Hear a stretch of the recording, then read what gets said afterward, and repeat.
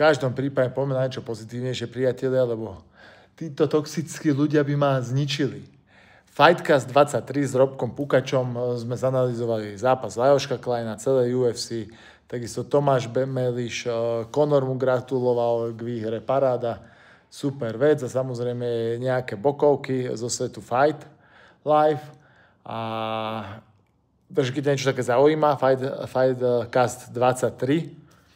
No a pokiaľ ťa zaujíma nejaké biohacking alebo fasting konkrétne, pretože v tomto diele sme keď chceli o fastingu, tak s Dankom Maďarom sme to prebrali veľmi dobre si myslím, zaujímavé rady, čo a ako, prečo, aké benefity počas fastingu naskakujú, po akej dobe, aké benefity naskakujú, ako začať s fastingom, koľko ho držať v takom bežnom dni tvojom by si mal.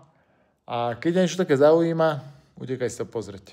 Tá kvalita není úplne veľká, pretože som bol tu na dovolenke, odtiaľto som to robil, to pripojenie som nemal najlepšie, tak sme znížili trošku kvalitu obrazu, za to kvalita informácií je na najvyššom stupni.